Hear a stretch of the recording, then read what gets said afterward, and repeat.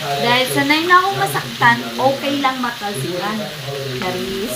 Hello mga kaga! It's me, Doug. New day, new cooking!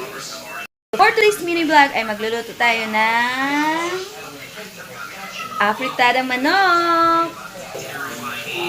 So, magbabalat tayo ng potato and carrots. Siyempre, wala na namang sibuyas. Bawang na lang. Balatan na natin. So, magkakat na tayo.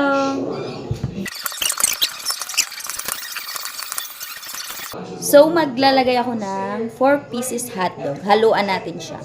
Siyempre, balatan muna natin. So, ayan, binalatan ko na. Magkakat na tayo. Best option ng cutting is yung slanting, like this.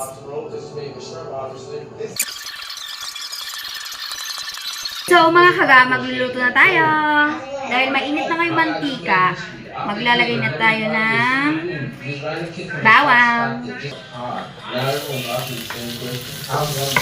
So, mga kaga, iba't iba tayo ng proseso kung paano magluto. Diba? Ginawa ko is, pinakulan ko yung manok kasi nga, galing pa siya sa freezer. Baka ano oras na kami kakain. So, sa akin kasi, mas gusto ko is yung lalagay muna yung manok kaysa sa carrots and patatas.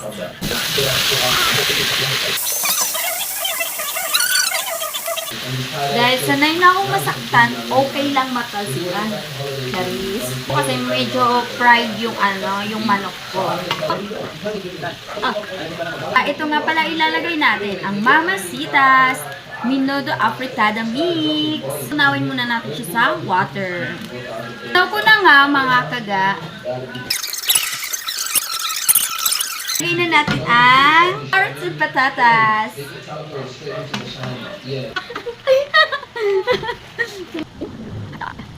Natin ng Mamacita's Mix. Lalagay na natin yung hotdog. Ay! Walang green peas. Oh no. Lalagyan natin ng pork cubes. Mali wala. Lalagyan natin ng chicken cubes. So, magic sarap! Para lalong sumarap. Pero hindi mawawala ang sikreto sa pagluluto ng afritada is Reno. Ayan, ito yung secret dish ko. Kaya lalong masarap. Kasi tinatanong nila, uy, ang sarap ng luto mo. Ano ba sikreto mo? Siyempre, ito lang naman. Reno. Kasi gusto ko medyo yung, medyo malapot-lapot siya. Malapot? Hindi ko siya mabuksan. Ayan. Oh my gosh. So, lalagyan na natin ng Reno.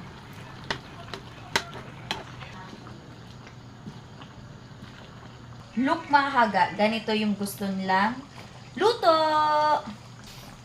Amoy pa lang busog na ako.